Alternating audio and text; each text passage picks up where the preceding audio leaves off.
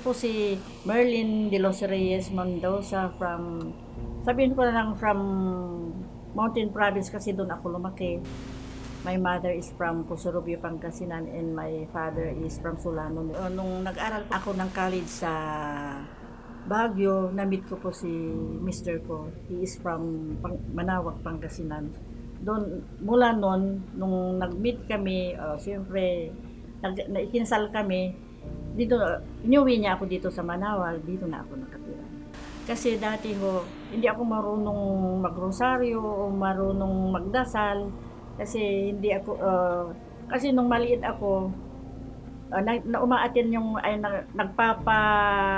rosaryo ang mga parents ko sa bahay ko minsan mga nobena. Hindi ko alam yun.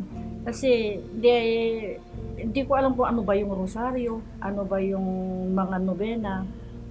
Ayun, nung nandito na ako, si Mister ko din po ang nagturo sa akin kung paano yung rosaryo, ano yung mga mysteries. Hindi ko po alam kung anong ibig sabihin ng mga mysteries noon. Pero nung nandito na ako talaga, marami siyang, yung mga hiniling ko sa kanya, mga pinagdasal ko sa kanya, naibigyan niya, marami yun. Ang hindi ko makalimutan na milagro na hiniling ko kay Mama Mary is yung humiling ako ng sana magkaanak kami ng lalaki. Pero maraming taon na inintay ko na magkaroon na kami ng anak. Nagnobena, marami akong hiniling sa kanya. Yun na ang pinaka number one na miracle sa akin. After how many years, binigay niya sa akin yung nagkaanak kami ng lalaki. After 4 years kasi, nabuntis ako. Akala ko lalaki yun. So, babae. Pero, hiniling, kahit ganun man, at least, buhay at malusog yung anak kong pangalawa. After how many years, yun talagang hiniling ko na nagnobena ako, nagprosesyon din ako, nakapaapa ako.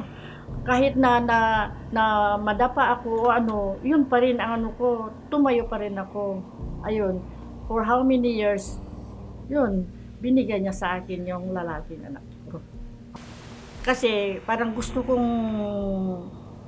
sabi ko, bumili ng Santo Niño.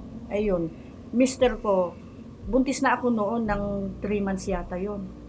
Bumili kami ng Santo Niño. Sabi ko, kasi marami nagsasabi sa akin niya, ay babae na naman yung anak mo, Tres Marias yung anak mo, sabi nila. Sabi ko, hindi, hiniling ko kay Mama Mary na lalaki ito. Sabi ko, nung binili namin yung Santo Niño na yun, habang nililinis ko ako Santo Niño, biglang bumaba yung yung shorts niya. E di sabi, ay lalaki ang anak ko, sabi ko. Yun, parang tumayong balahibo ko na naiiyak ako. Na, nagpa-ultrasound kasi ako na hindi makita kung lalaki o babae yung anak ko. Yun ang pinaka kong hiling kay Mama Mary na lalaki na bigay niya sa akin. Ay, hindi ko may tawag dito, yung masabi kung naiyak ako, parang hindi ko maintindihan ko. Tumatayo ang balahibo ko nung talagang naibigay niya yon. Mas lalong tumatag yung pananampalataya ko sa kanya. Ang sa akin,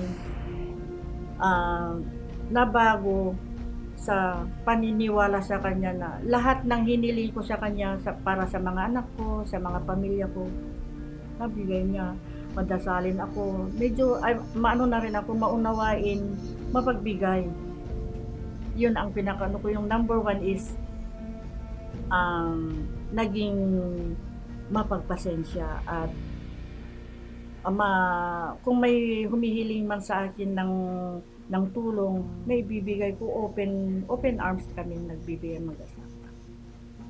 Kasi itong mga anak ko noon, hindi mo makausap ng maayos. Sabi ko, dinasal ko din yun, hiniling ko kay Mama Mary na patnubayan at buksan niya ang puso at isip ng mga anak ko na maging malapit sa Mama Mary, magdasal, magsimba.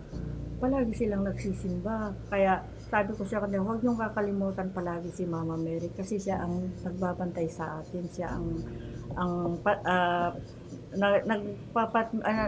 papatnubay sa atin at si Mama Mary ang pinakaano natin, ipinagdarasal niya tayo kay Jesus sa araw-araw nating gawa. Sa mga nakakapanood, huwag niyong kakalimutan si Ina kasi siya na talaga ang magdasal ka kay Mama Mary, kay Jesus. Through Mama Mary, yung mga dasal mo makakarating kay Jesus, ibibigay niya sa tamang panahon at oras.